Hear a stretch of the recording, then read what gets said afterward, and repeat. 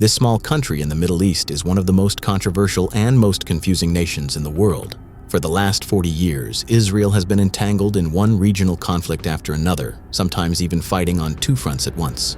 And yet, despite all that, it ranks among the richest and most prosperous countries on Earth.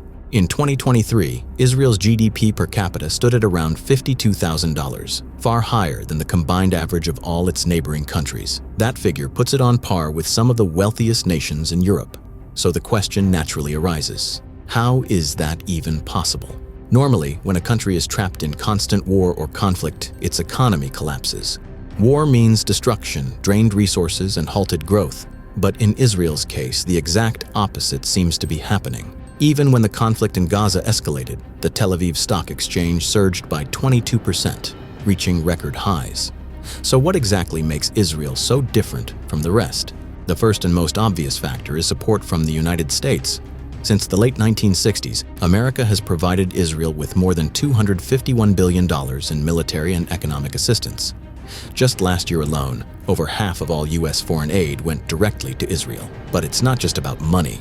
The diplomatic shield provided by the U.S. is equally vital. Whenever the United Nations proposes a sanction or resolution against Israel, the U.S. often steps in to block it. Without this protection, Israel could face economic losses worth billions of dollars each year. The picture is clear. Israel can manage its own defense capabilities, but without America's diplomatic backing, it couldn't operate this way.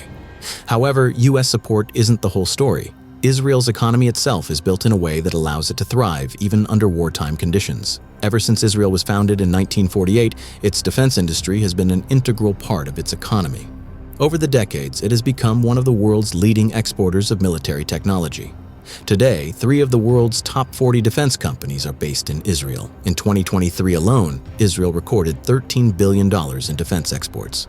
But this success comes with a heavy price. Military spending now consumes nearly 10% of Israel's GDP. With so much money flowing into defense, it's inevitable that public finances come under pressure. Politics has made this economic balance even more complicated. Benjamin Netanyahu, once celebrated for his economic reforms, now avoids cutting subsidies for ultra-Orthodox communities or funding for religious schools because his political alliances depend on those very groups. There's an unwritten social contract in Israel. Citizens tolerate the burden of ongoing conflict as long as their prosperity and social services remain intact. But the question is, how long can this balance last? To truly understand Israel's story, we have to look back at its history. When the nation was created in 1948, it had to fight for its survival from day one. Surrounded by hostile neighbors and constant military threats, Israel's economy at the time was largely agrarian and government-controlled. But the overwhelming need for defense meant few resources were left for other sectors. The Six-Day War in 1967 and the Yom Kippur War in 1973 shook the country to its core. Yet each conflict pushed Israel to develop more advanced military and technological capabilities. By the 1980s, Israel faced a severe economic crisis, but that crisis became the turning point that shaped modern Israel. The government began privatizing state industries, attracting foreign investment, and shifting focus toward high-tech sectors, laying the foundation for the innovative, resilient economy we see today. Israel's Western-aligned image has worked greatly to its advantage. The United States and Europe viewed it as a stable and democratic partner, and soon, a wave of foreign investment began pouring in. During the 1990s, Israel offered tax breaks and zero-interest loans to encourage investors to put money into new industries. Major global corporations like Intel and Google established research centers there, gradually transforming Israel into a global tech hub. But this wasn't just about economic growth. It was about survival. Constant security threats made technological advancement a necessity, not a choice. The people of Israel are its greatest strength. The country spends around 5% of its GDP on research and development, twice as much as the United States. In the 1990s, about 1 million skilled immigrants from the former Soviet Union further boosted the economy. Yet, perhaps the most defining factor is compulsory military service. Nearly every Israeli is required to serve in the army. Those who train in elite military units gain deep expertise in cutting-edge software and cybersecurity, skills they later channel into startups and tech companies. Nearly 90% of Israel's high-tech sector workforce consists of army veterans. While its neighboring countries rely on oil and natural resources, Israel built its economy on human capital, innovation, and entrepreneurship. And that's its biggest advantage. Since 1949, the United States has provided Israel with over $318 billion in military aid. This has allowed Israel to modernize its army while also investing in other sectors. A large portion of this U.S. aid is spent domestically, which boosts both jobs and innovation. And it's not just financial assistance that matters. Diplomatic backing is equally vital. During the 2023 Gaza conflict, when several countries attempted to impose sanctions, the U.S. stepped in to block them, once again underscoring how crucial American support remains to Israel's stability and global standing. But that doesn't mean Israel is completely safe. The pressure of ongoing conflicts is now clearly visible. Rising tensions with Gaza and Lebanon and the potential for a clash with Iran have placed a heavy burden on public finances.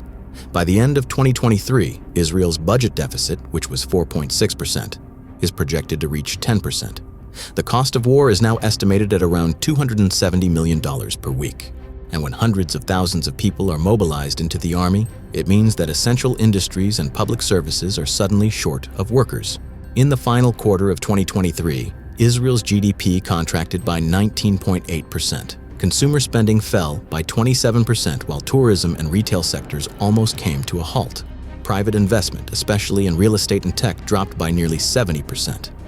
Around 18% of the workforce was affected by evacuations and military mobilization. On top of that, the cost of housing 300,000 displaced people in hotels, combined with ongoing military expenses and political bargaining, is putting even more strain on the economy. For now, Israel still holds a strong financial position.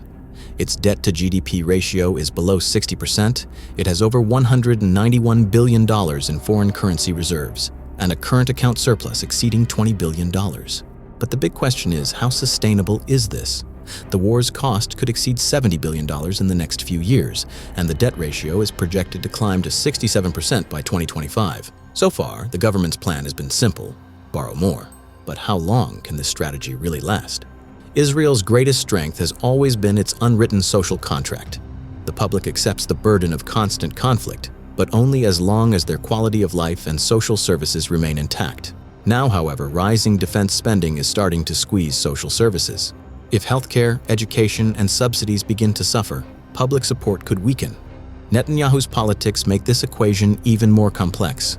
Subsidies for ultra-Orthodox communities and funding for religious schools remain untouched because coalition politics demand it. But that means the rest of the population must bear a heavier burden, and that's exactly where the social contract could begin to crack. So the real question now is this model sustainable? Rising defense spending is hollowing out public finances, political compromises are blocking reforms, and there's heavy dependence on external aid. If U.S. support ever weakens, Israel's economy will feel the impact immediately. And with regional instability in Lebanon, Iran, and Gaza, creating constant uncertainty, the challenge only deepens. History shows that Israel has always managed to bounce back.